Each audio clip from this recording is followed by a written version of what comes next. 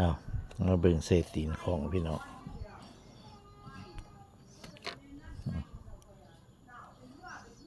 ยาว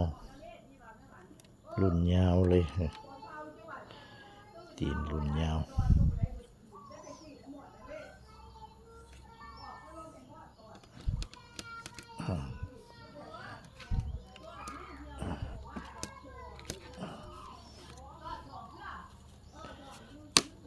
เห็ดยาวๆให้มันแข็งแรง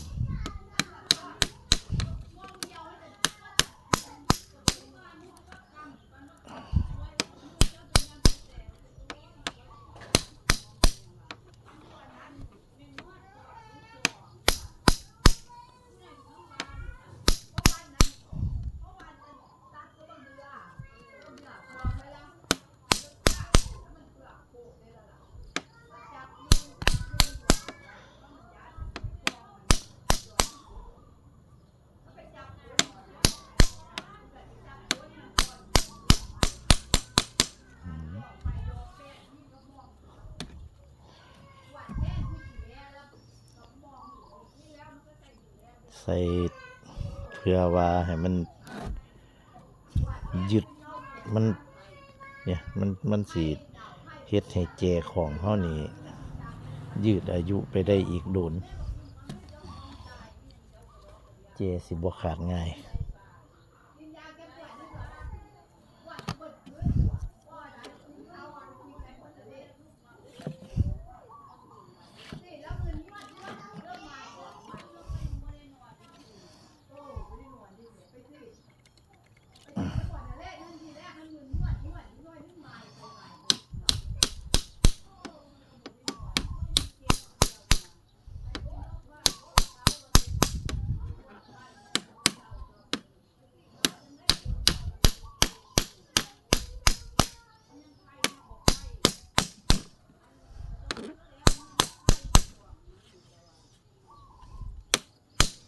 หาไม่แห้ง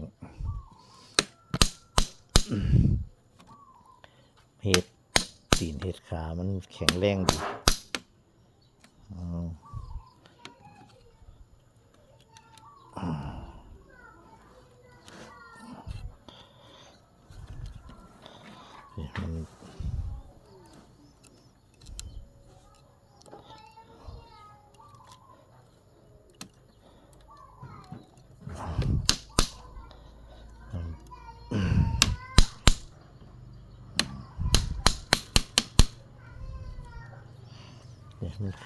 มันขึ้นมาสูง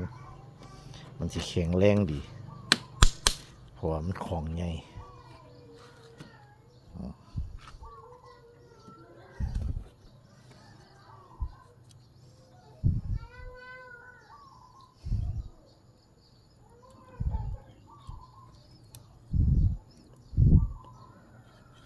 สารพริกไปพริกมากเฮ็ดให้ก้น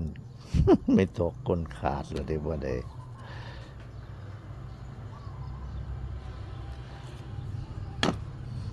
ขาดตอนเฮาสาร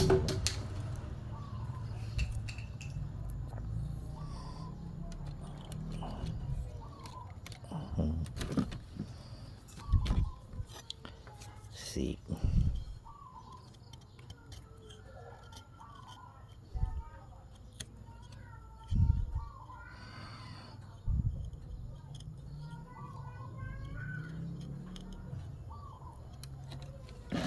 โอ้ยุงกะไร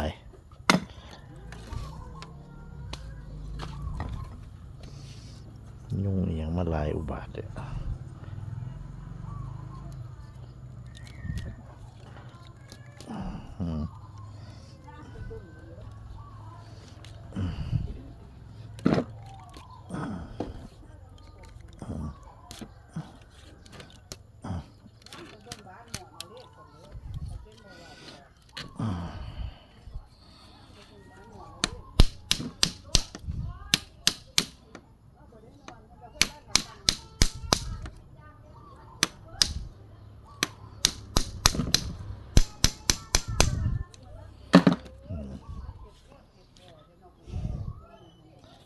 ใส่ขาใส่ตีนมันเดียงด่างเขาไปตั้งใส่หม่องพื้นมัน พื้นมันหับๆแล้วเฮาจังค่อยสิรู้จักว่ามันสิเดียงดังบ่เดียงดังคิดว่าคันพื้นหับๆนี่น่าสิมันเป็นพื้นบ่หับซื่อคิดว่าน่าสิพอดีอยู่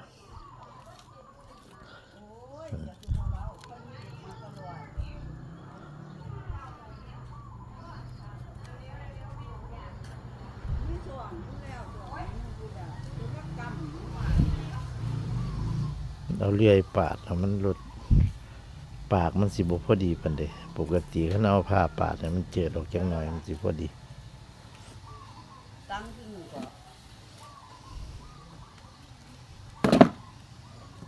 โอ้ยเจ้าเฮ็ดปากเรียบก่อนพ่อตูอันนั้นหรือว่าไม่ตอกเจ้าอ่อนก็ จักแล้ว สงสัยไม่ตอกเจ้าอ่อนก็บ่อ่อนนะมันนั่งได้พุ่นตัวน่ะ แข็งอยู่อ่ะ เส้นหูนี่ก็บอกให้มันท่อกันเนาะเจ้าพ่อเอ้ยใส่นี่มันค่อยจิท่อกัน แล้วก็นับตามเศษตอกเลย บ่แล1 2มันบ่นะ1 2เนี่ย2ตัวนี้มันจะวางกลางเลย3ตัวเนี่ยเจ้านั่งเบิ่งหั่นน่ะมันเส้นเดียวตามนี้จิ2 3ยามันบ่หยังดอกมัดหยับอันนี้ไม่ยังบ่ไปโรงเรียนบ่ไปเถอะมื้อนี้มันส่ง1 2 3 4 5 6แม่นึ่งใส่นี่แม่นึ่งใส่นี่พุ่นน่ะแม่นี่ที่คือจิมันเหี่ยวใส่หลาย แม่งไม่งอดว่ะ แม่งอดล่ะครับ1 2 3 4 5 6 7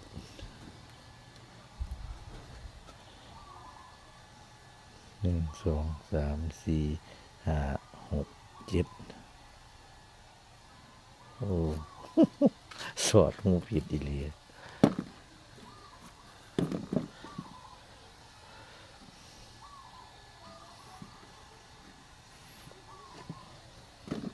โหมันสอดผิดตาจริงมันต้องพี่บ่ได้ อ้าวของปอกหาของใหญ่ใส่ตีนให้เบิ่งพี่น้องใส่ตีนบัดนี้สิได้เจาะหูนี่แล้วก็ใส่เสียบใส่สายดึงใส่สายดึงยักใส่กันกับพี่ไว้เพื่อว่าให้มันแน่นแข็งแรงเดี๋ยวเฮาสิเจาะนี่ตัวนี้ก็เจาะนี่เจาะไปเบิดสูตรอันคือที่เฮาเคยเฮ็ดให้เบิ่งนั่นแหละแล้วก็สิมายึดเส้นนี้ไว้เพื่อว่าเวลาเฮาลากเฮาดึงมันสิบ่เฮ็ดให้อันตัวนี้หักอันโดนไปมันสิเฮ็ดให้หักแต่ว่ามันก็แข็งแรงอยู่เพราะว่าเฮาเฮ็ดหนาเฮ็ดใหญ่สำหรับคลิปนี้ก็ให้เบิ่งส่ำนี้ซะก่อนคลิปต่อไปสิเป็นตอนใดก็ติดตามต่อไปสวัสดีครับ